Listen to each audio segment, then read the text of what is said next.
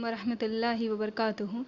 तो चलिए आज आपका हिस्ट्री का हम जो आगे का जो है हमारा हिस्सा रह गया वाला है।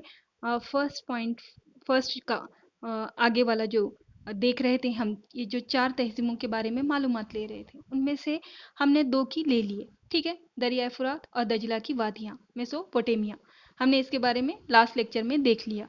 फिर उसके बाद हमने दरियाए नील की वादी, मिस्र की भी मालूमात ले लिए। अब आज हमको जो देखना है नेक्स्ट वन है दरियाए होयांग हो, चीन की तहजीब, और दरियाए सिंध और सरस्वती नदियों की वादियाँ। तो अब उसमें हम जो सबसे पहले देखेंगे कि जो क़दीम जो 4 हुई हैं, ये जो तहज़ीबें एकदम बहुत पुराने ज़माने में, तो ये ख़ास करके कौन से रहे हैं दुनिया के लेवल पर। ठीक है, ये 4 रहे हैं।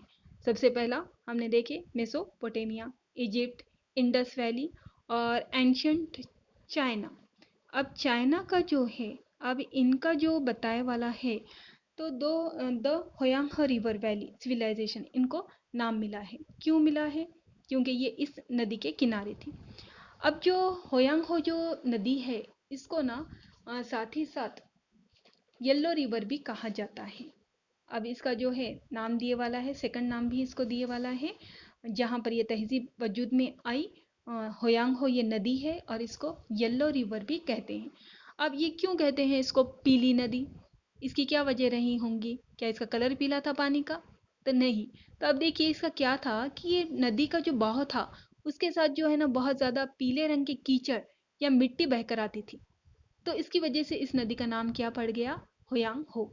क्योंकि येलो रिवर, ये पीली नदी, जो नदी का चीनी नाम है उसका ये तर्जुमा है, पीली नदी।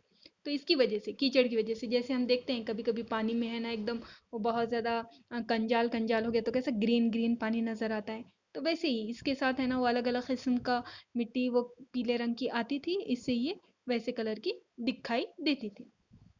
अब उसी के साथ साथ देखिए जो इसके बारे में इस बताया गया है कि ये है ना इसको उस दिगर मायने में इसको है ना दरिया और माँ के अल्फाज भी शामिल है।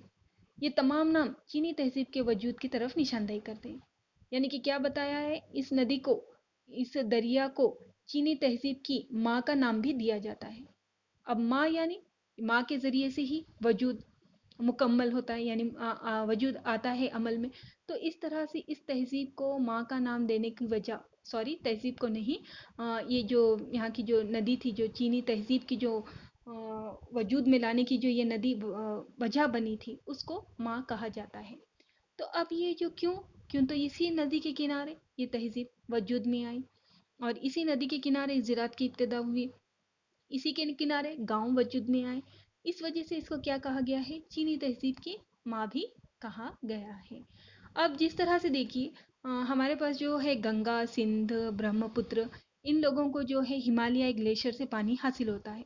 तो हुआंग हो ये जो कदीम ज़माने से तेज़ रफ्तारी से बहने वाला दरिया है, उसकी वजह से आसपास के इलाकों में भी मुसलसिल सैलाब आए, और जिससे इंसानों की ज़िंदगी को नुकसान भी हुआ है। तो इस वजह से इसे गम और आंसुओं के दरिया से के नाम से भी जाना जाता है। अब तो इस पर कैसे बहुत सारे डैम बना दिए गए हैं। तो इस तरह से चीनी तहजीब कहाँ पर वजूद में आई? होयांग हो रिवर के नज़दीक, उसके पास। और इसको पीली नदी भी कहा जाता है, येलो रिवर भी कहा जाता है। उसी तरह से इसको चीनी तहजीब की माँ भी कहा जाता है। और इसके पास से जो बहुत ज़्यादा पानी दूसरे इलाकों में गया, उसकी वजह से सैलाब वगैरह भी आए हैं, तो इसके लिए इसको एक और नाम भी कहा गया है, गम और आंसुओं का दरिया। तो ये चीज़ें आप याद रखिए, कभी आपको ये है ना ऑब्जेक्टिव में आगे आपके जो कॉम्पिटिटिव एग्जाम्स देंगे ना, तो उसमें ये पूछ सकता है येलो रिवर किसे कहते हैं, या चीनी तहजीब की माँ किसे कहते हैं, या फिर ये भी कह सकते हैं कि गम और आंसुओं का दरिया के नाम से कौन मशहूर है। तो ये वाली है होयांग हो ये रिवर। ठीक है, तो अब ये जो चीनी तहजीब थी, तो चीनी तहजीब तो यहाँ पर वजूद में आ गई। ये भी तकरीबन 7,000 कबल मसीह में ये यहाँ पर वजूद में थी। यहाँ के लोग भी काश्तकारी करते थे, और इनकी जो काश्त में जो ख़ास चीज़ें थी वो थी गेहूँ, चावल, इनकी काश्त इस दौर में ज़्यादा की जाती थी। अब उसके बाद चलिए आ जाते हैं, अब ये तो 3 तहज़ीबें हमने दुनिया की देख लिए, आप अच्छे से समझ गए होंगे। मेसोपोटामिया, उसके बाद मिस्र की तहज़ीब, उसके बाद हमने चीन की भी तहज़ीब देख ली। اب آ جاتے ہیں اپنے ملک میں انڈس ویلی سویلائزیشن. اب یہ ہے دریائے سندھ سرسوتی کی وادی کی تہذیب، ہمارے پاس کی سندھ تہذیب. اب یہ کہاں پر تھی؟ اب یہ جو ہے آج جو ہے یہ دریائے سندھ سرسوتی کی وادیوں کا یہ جو درمیانی علاقہ ہے آج کیسا ہو گیا ہے؟ ہندوستان اور پاکستان میں تقسیم ہو گیا ہے. اب یہ ہمارے پاس دیکھیے اس میں یہ جو موہنجو داڑو اور ہڑپا اس تہذیب کے خاص مقامات رہے ہیں، خاص شہر رہے ہیں. اور اس میں سے موہنجو داڑو کدھر چلا گیا ہے؟ پاکستان. اور جو ہڑپا ہے وہ انڈیا میں ہے. پہلے یہ ایک ہی تھے ہم لوگ تو پورا ایک ہی اس میں آئے گا، لیکن تقسیم ہو گئی اس کی وجہ سے وہ وہاں چلے گیا. تو اب جو ہڑپا ہے یہ کہاں پر ہے؟ پنجاب. دیکھیے وہاں پر سرکل کے پاس ہے، پنجاب میں دریائے راوی کے کنارے، اور سندھ میں دریائے سندھ کے کنارے موہنجو داڑو. اور یہ تہذیب کا جو پتہ چلا تو اس سے معلوم ہوا جب کھدائی ہو رہی تھی تو اس کے آثار ملے. تو یہ تقریباً کب کی ہے یہ تہذیب؟ تقریباً 3000 قبل مسیح. بہت قدیم تہذیب ہے. تو ان میں کیسا ہوا تھا اس وقت؟ کچھ ریلوے لائن وغیرہ ڈالی جا رہی تھی اور اس میں کھدائی ہوئی، کھدائی کے دوران کچھ چیزیں حاصل ہوئی، اور پھر آثار قدیمہ جو قدیم اثر کا مطالعہ کرتا ہے اس نے اس کی اسٹڈی کی، اور نتیجہ یہ ہوا کہ اس دور کے جو باقیات تھے وہ بہت سارے حاصل ہوئے. اور یہ پتہ چلا کہ تقریباً یہ شہری تہذیب تھی اور ہمارے ملک میں یہ وجود میں تھی. اور اس دور کی جو خاص چیزیں رہی ہے کہ یہ جو ہے نا بہت ترقی یافتہ تھی، یعنی کہ ان کے جو مکانات بنانے کا جو طریقہ کار تھا وہ بہت ہی اچھے طریقے سے بنے ہوئے تھے. کیچڑ کے بنے گھر رہتے تھے. وہاں پر جو ہے پانی کی نکاسی کا انتظام بہت بہترین تھا، نالیاں وغیرہ بنی ہوئی تھی. اسی طرح سے جو ہے ایک بہت بڑا باتھ روم بھی وہاں پر ملا ہے، گریٹ باتھ جسے کہا جاتا ہے. تو وہاں بڑا حمام خانہ ہے، اور جیسے کہ وہ لوگوں میں رہتا ہے غیر مسلمس میں پوجا وغیرہ کے ٹائم پہ ندی کے پاس وہ کیا جاتا ہے، تو اس ٹائم پر کچھ مذہبی رسومات کے لیے ان کا استعمال ہوتا ہوگا وہاں سے پاکی وغیرہ حاصل کرنے کے لیے، ایسا تاریخ دان کا کہنا ہے. تو یہ بھی اس دور میں ہم کو ملا ہے. اسی طرح سے اس دور کے جو ہے کہ ایک راستے بنے ہوتے تھے، گھر بھی ہے نا ایک سسٹمیٹک طریقے سے ڈسٹنس میں، اور پھر اس کے بعد وہاں پر ساتھ ہی ساتھ کاشتکاری بھی کی جاتی تھی. یہاں پر گیہوں کی بھی کاشت ہوتی تھی، اور اس کے علاوہ دیگر جو رہتے ہیں مینس جو چاول وغیرہ یہ بھی ہوتے تھے. مویشی بھی پالے جاتے تھے، لین دین بھی ہوتا تھا، خرید و فروخت بھی ہوتی تھی. یہ ایک ترقی یافتہ تہذیب تھی جس میں جانوروں کو، مویشی کو پال کر ان کا بھی استعمال، ان کے دودھ کا استعمال ان کے الگ الگ ضرورت کے لیے کیا جاتا تھا.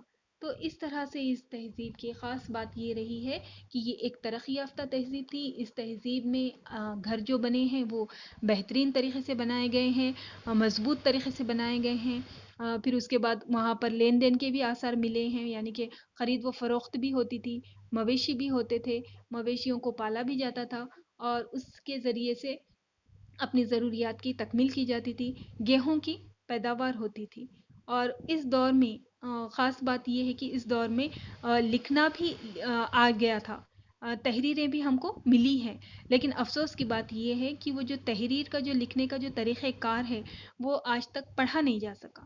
تو اس وجہ سے ابھی بھی اس دور کے بہت ساری جو باتیں ہیں وہ بھی پوشیدہ ہے. اگر یہ پڑھ لی گئی جس طرح کہ مصر میں پڑھی گئی تو یہ یہاں کی ہم کو بہت ساری معلومات اور ایکسٹرا بھی حاصل ہو سکتی ہے. ٹھیک ہے. تو اس طرح سے ہمارا جو دریا کنارے کی جو تہذیبیں ہیں، فرسٹ پوائنٹ فرسٹ جو تھا اس کا وہ والا ہمارا آج الحمدللہ سے کمپلیٹ ہو گیا ہے. اب اس کے آگے والا جو ہے وہ انشاءاللہ تعالی ہم نیکسٹ لیکچر میں دیکھیں گے. تو ابھی ایک آج کا جو کوٹو ہے، every day of your life is a page of your history. ٹھیک ہے. ہمارا جو بھی ایک دن گزر جا رہا ہے تو ہماری زندگی کا تو وہ کیا ہے، وہ تاریخ ہے. اور ہم کو جو تو یہ تو سب تاریخ ہم پڑھتے ہی ہیں، ملک کی تو تاریخ پڑھ رہے، دنیا کی پڑھ رہے، لیکن ہماری بھی جو تاریخ ہے، ہمارا بھی جو ماضی پیچھے گزر گیا، تو اگر ہم اس کو دیکھیں گے اور اس سے کچھ سیکھیں گے تو ہم انشاءاللہ ہمارا فیوچر اور اچھا بہتر بنا سکتے ہیں. ٹھیک ہے. تو چلیے پھر، ہاں، السلام علیکم ورحمۃ اللہ وبرکاتہ.